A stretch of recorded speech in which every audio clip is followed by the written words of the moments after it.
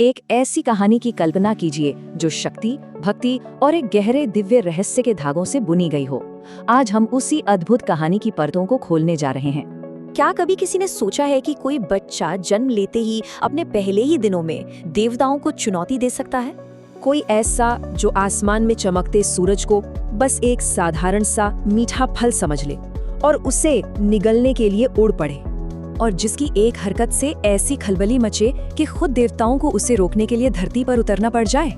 जी हाँ, ये असाधारण कहानी है भगवान हनुमान के जन्म की। तो ये सब शुरू हुआ बहुत बहुत समय पहले, एक ऐसे दौर में जब पृथ्वी एक बहुत गहरे संकट से गुजर रही थी। जरा सोचिए, एक ऐसी दुनिया जहाँ राक्षसों का आतंक था, जहाँ धर्म की लौ धीरे धीरे बुझ रही थी और अधर्म यानी बुराई अंधकार की तरह हर तरफ फैल रही थी। हर कोने में बस अशांति और डर का माहौल था। इस विनाश को बढ़ता देख सभी देवता परेशान होकर भगवान विष्णु की शरण में गए और वहां एक दिव्य योजना ने आकार लिया। ये तय हुआ कि इस अंधकार को मिटाने के लिए एक ऐसी शक्ति का जन्म होगा जो अपने आप में ही शक्ति का एक महासागर हो।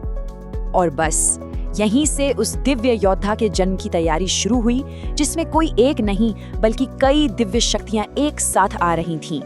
इस कहानी की एक सबसे महत्वपूर्ण पात्र थी अंजना। वो असल में एक अप्सरा थी जो एक श्राप की वजह से पृथ्वी पर वानर रूप में रह रही थी। उन्होंने भगवान शिव को प्रसन्न करने के लिए बहुत कठोर तपस्या की थी।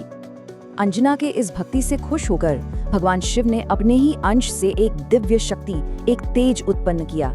इस दिव्य शक्ति को पवन देव यानी वायु के देवता के जरिए अंजना के गर्भ तक पहुंचाया गया और इस तरह एक महान चमत्कार की नींव रखी गई। तो अब हम कहानी के उस मोड़ पर आते हैं जब वो असाधारण बालक इस धरती पर आया और अपने साथ लाया कुछ ऐसे चमत्कार जिसकी किसी ने कल्पना भी नहीं की थी। वो दिन था चैत्र महीने की पूर्णिमा का, एक बहुत ही शुभ दिन जब उस दिव्य बालक का जन्म हुआ। कहते हैं कि उनका शरीर एक तेज से दमक रहा था, आंखों में एक गजब की चमक थी और उनकी शक्ति वो तो असाधारण थी ही। लेकिन असली चमत्कार तो अभी बाकी था। एक सुबह जब नन्हे हनुमान ने आकाश में चमकते हुए सूरज को देखा तो उनकी मासूम आंखों को वो एक मीठा रसीला फल लगा। और फिर क्या था, एक बच्चे की तरह उन्होंने एक पल भी नहीं सोचा और उस फल को खाने के लिए सीधे आकाश की ओर उड़ चले। एक नन्हे से बालक को सूरज की ओर इतनी तेजी से बढ़ता देख पूरा ब्रह्मांड हिल गया। सभी देवता एकदम से घबरा गए। हालात को काबू में करने के लिए देवराज इंद्र को खुद आगे आना पड़ा।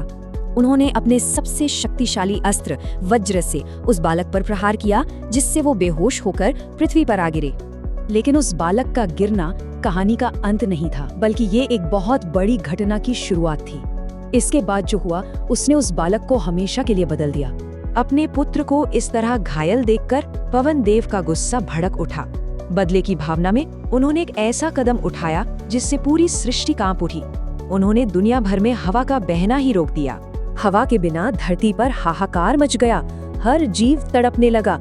इस महासंकट को खत्म करने के लिए सारे देवता एक साथ आए और उन्होंने बाल हनुमान को फिर से जीवन दान दिया। पवन देव को शांत करने और बालक को आशीर्वाद देने के लिए हर देवता ने उन्हें अपनी अपनी ओर से अनोखी शक्तियां दी। उन्हें मिली बेहिसाब शक्ति, अमरता का वरदान और अपनी इच्छा से कोई भी रूप धारण करने की अद्भुत क्षमता। इस घटना के बाद वो बालक अब सिर्फ एक बालक नहीं रहा, वो एक ऐसी दिव्य शक्ति बन गया जिसकी विरासत आज भी हम सब के साथ है। यही बालक जो अब दिव्य शक्तियों से भर चुका था, आगे चलकर भगवान हनुमान के नाम से जाना गया। भगवान राम के सबसे बड़े भक्त और शक्ति और सेवा के सबसे बड़े प्रतीक। तो ये कहानी सिर्फ एक जन्म की नहीं है, ये इस बात का सबूत है कि सच्ची भक्ति और समर्पण में आखिर कितनी ताकत होती है। ये हमें याद दिलाती है कि जब समर्पण और शक्ति एक हो जाते हैं तो चमत्कार होते हैं, और ये सोचने पर मजबूर करती है कि सच्ची निष्ठा से कौन सी असीम शक्तियों को जगाया जा सकता है।